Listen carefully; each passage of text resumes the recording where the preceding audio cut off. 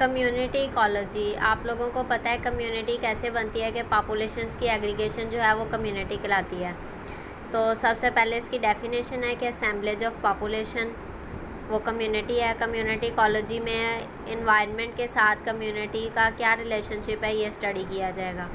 फिर कम्युनिटी जो है उसके कुछ करैक्टरिस्टिक्स हैं, जैसे स्पीशी डाइवर्सिटी के साथ फिर रिचनेस और इवननेस की बात आ जाती है, रेजिलियंस, रेजिस्टेंस की स्टोन स्पीशीज़ बहुत सारी हैं।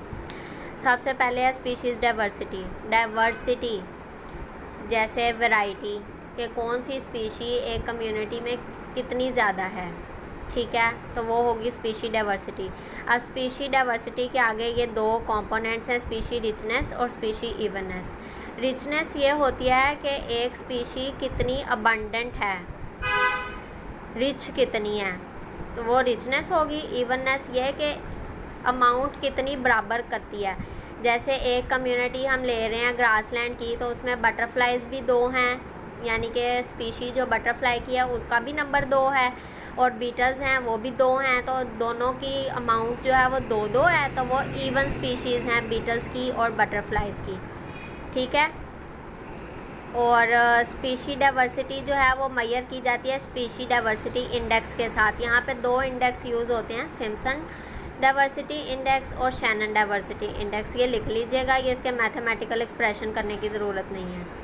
उसके बाद है रेजिस्टेंस और रेजिलियंस। यहाँ पे ये 2 टर्म्स हैं। रेजिलियंस होती है एक बॉडी की या एक कम्युनिटी की ऐसी एबिलिटी कि वो एक स्ट्रेस की कंडीशन फेस करे, उसके बाद उसमें से निकल आए। और रेजिस्टेंस होती है कि वो रेजिस्ट करे, अवॉइड करे चेंज को। तो रेजिलियंस जो है वो डिफ़िकल्टी, जैसे एक सैलाब की कंडीशन फेस किया एक कम्युनिटी ने, उसके बाद सैलाब चला गया और वहाँ पे दोबारा से लाइफ जो है ओके हो गई है, वैसे की वैसी हो गई है, तो वो उस कम्युनिटी की रेजिलियंस है।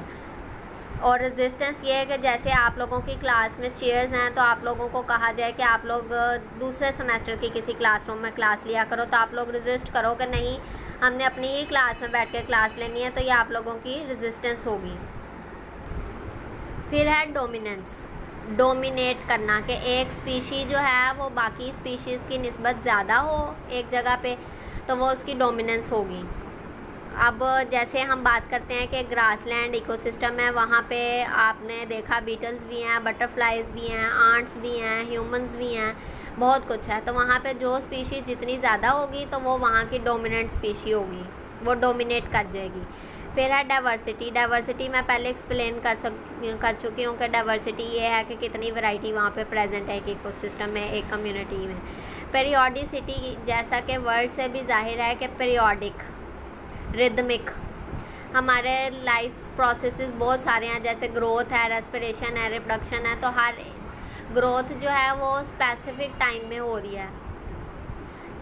जैसा कि आप हाइबरनेशन की एग्जांपल ले लो, एक एनिमल है वो हाइबरनेट कर जाता है, तो उस दौरान उसकी ग्रोथ तो नहीं होगी। एक स्पेसिफिक टाइम में वो एक स्पेसिफिक फिनोमेना सर अंजाम दे रहा है। रिप्रोडक्शन का भी बात करें तो कुछ बाई एनुअल रिप्रोडक्शन करते हैं, कुछ एनुअली करते हैं, कुछ बाई मंथली करते हैं, हर एक का ब्रीडिंग सीज़न डिफरेंट है, तो वो ब्रीडिंग सीज़न जो है वो पीरियोडिकली मूव करता रहेगा।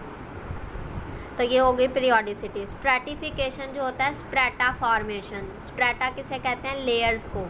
जैसे यहाँ पे आपने देखा है डायग्राम में कि ग्रास है, ग्रास के बाद हर्ब्स हैं, फिर ट्रीज़ हैं, हर एक की अपनी अपनी हाइट है।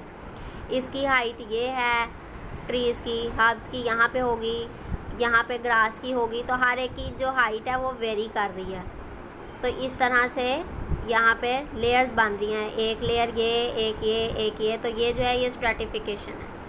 फिर है ecotone and edge effect. Ecotone वो होता है कि 2 कम्युनिटीज़ जो हैं, एक कम्युनिटी ये है, दूसरी कम्युनिटी ये है, कम्युनिटी ए, कम्युनिटी बी, इन दोनों के जो दरमियान का ट्रांजिशनल एरिया है ये इकोटोन कहलाता है।